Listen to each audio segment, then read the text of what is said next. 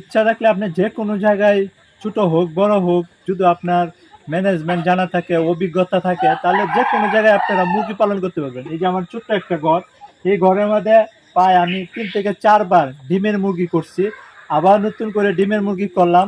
ঠিক আছে, তো ডিমের মুরগিগুলো আপনাদের দেখাবো। ডিম ওরা অলরেডি পাচ্ছে। আসলে ইচ্ছে থাকলে ছোট জায়গাতেও কিন্তু প্যারেন্টস করা যায়। তো আমার প্যারেন্টসগুলো আপনাদেরকে দেখাই।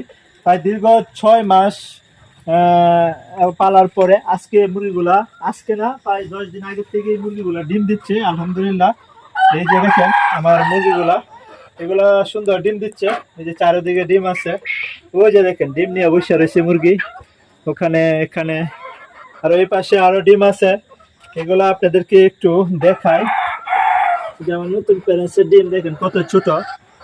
আরো যদি আমি দেখাই আপনাদেরকে, এই যে নতুন প্যারেন্টসের ডিম। তো এই যে আমার প্যারেন্টস গুলা দেখেন কত সুন্দর কালার। এই যে ছোট্ট এই ঘরের মধ্যে আমি প্যারেন্টস করতে পারতেছি। আপনারা চাইলে ছোট আর বড় নাই, আপনাদের যদি অভিজ্ঞতা থাকে, ম্যানেজমেন্ট যদি জানা থাকে, তাহলে আপনারা ছোট্ট ঘরেও আপনারা প্যারেন্টস করতে পারেন, তাতে কোনো সমস্যা নাই। আর এই প্যারেন্টস কিভাবে করছে, একদম জিরো বাচ্চা থেকে একদম ডিম পাড়া, এটা 6 মাস হয়েছে এখন আমি ডিমে আনছি। অনেকেরা 4.5 মাস, 4 মাস, 5 মাসে ডিমে নিয়ে আসে। আমি কিন্তু তাদেরকে 6 মাসের মাথায় ডিমে নিয়ে আসছি। এটা কারণ আছে।